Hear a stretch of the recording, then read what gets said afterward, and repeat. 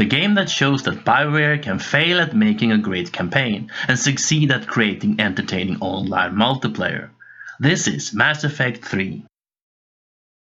Mass Effect 3 was released in 2012, but the game could easily have been released this year.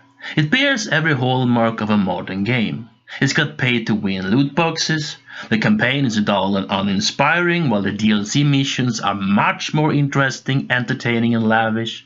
The game is way too long, with too many boring side missions.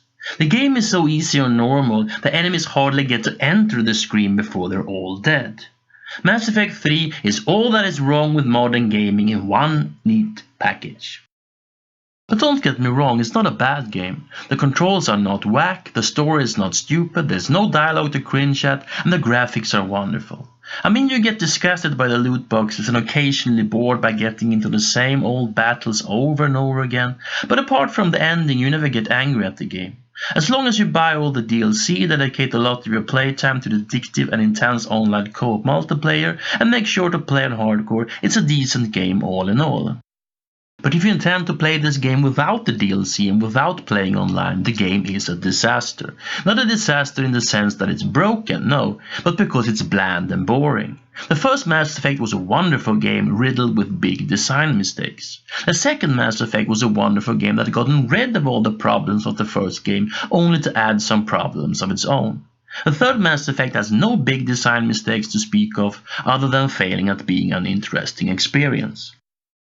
The game lacks the heart and soul of the two first games. That excitement of visiting strange new worlds and getting down and dirty at the political epicenter of the galaxy is gone.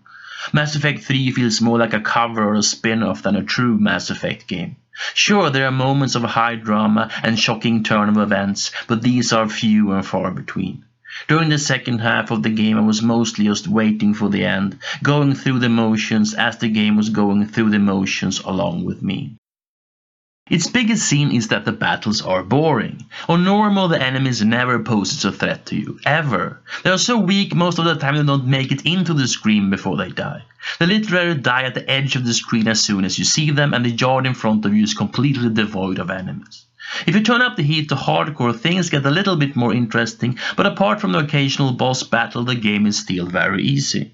You only die for the following reasons. Shepard inexplicably standing up from cover when she's changing the ammunition or healing a squad mate, her failing to take cover in the first place and standing like an idiot in the line of fire, or you getting bored of it all and do something stupid like rushing right at the enemy.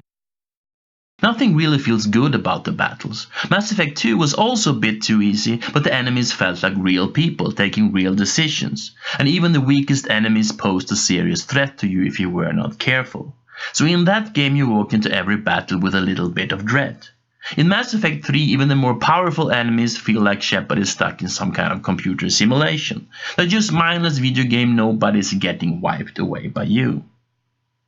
In a game like Halo Combat Evolved, you also meet the same enemies over and over again, but every single battle offers something new, something unexpected, even if you replay it.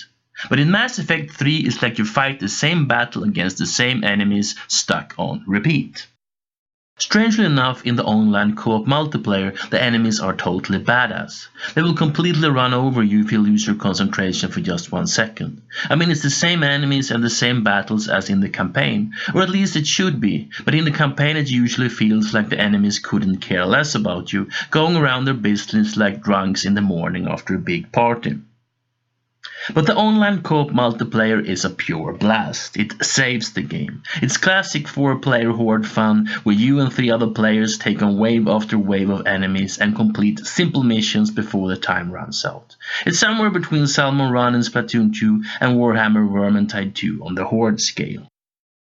The online multiplayer could have been a total killer experience if not for the progression system. It takes forever to unlock any new characters or any good weapons, and it's all randomized so you never get what you want. The system is not constructed to be fun or to make you come back wanting for more, but to force you to buy as many loot boxes as possible. If you compare this progression system to the one in Warhammer Vermintide 2, then that game is so much more rewarding and addictive from the get-go. All in all, Mass Effect 3 is not a failure, but it sure is a disappointment. There are some clever moments of storytelling here and there, especially as the game pays tribute to the choices you made in the previous two games, but I'm more impressed as a fellow writer in their ability to tie all the threads together than I am as an enthusiastic player. But when you think about all the moral choices in all three games, all the possible romances, all the recruitment choices in the second game, and the fact that all characters could die in that game, I understand why the game makers had such a problem constructing a proper main story for the third game. But your new crew pales in comparison with your old gang. And when the old characters make their appearance, it's usually quite forced, "Hey, look at me, I'm back too," kind of way. One thing the third game does better than the second, however, is that your crewmates in this one actually feels like a gang. In the second game there were no real interaction between your teammates at all, but in this game they actually spend some time talking with each other. The character upgrades are also much better than in the second game.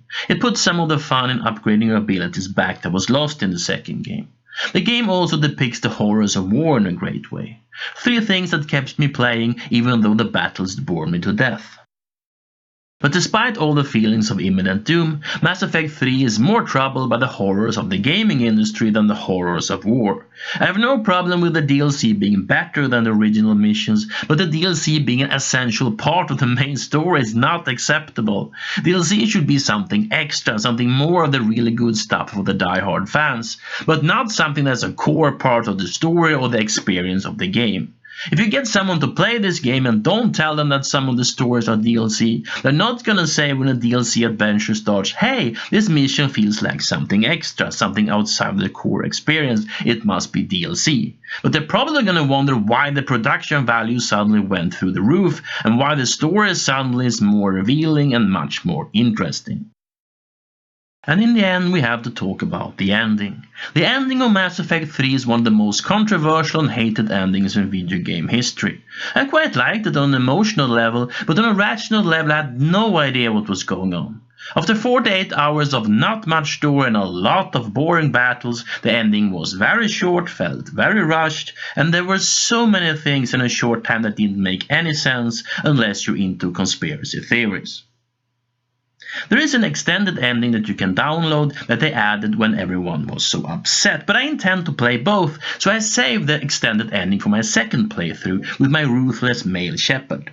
But that have to wait. There is a lot of other games that I want to play more than go through this game one more time. The good. Wonderful online co-op multiplayer. Great storytelling. Lovely graphics. Exciting DLC missions. Lots of nostalgia. Still a steady stream of players online despite the age of the game.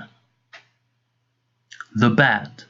Repetitive battles, way too long, boring side missions, pay-to-win loot boxes, pale cast of crewmates compared to the second game. The Omega DLC is awful. When all is said and done, I give Mass Effect 3, including all of its DLC, 6 out of 10. If you intend to play the game without the DLC and without playing online, the game is worth 4 out of 10 at most.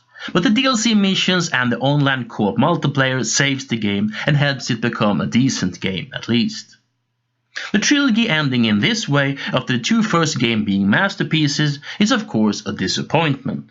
But play Mass Effect 3 for the nostalgia for the two first games, the exciting DLC missions, and the wonderful online co-op multiplayer. And because the trilogy is still a unique experience in terms of storytelling, player choices and consequences.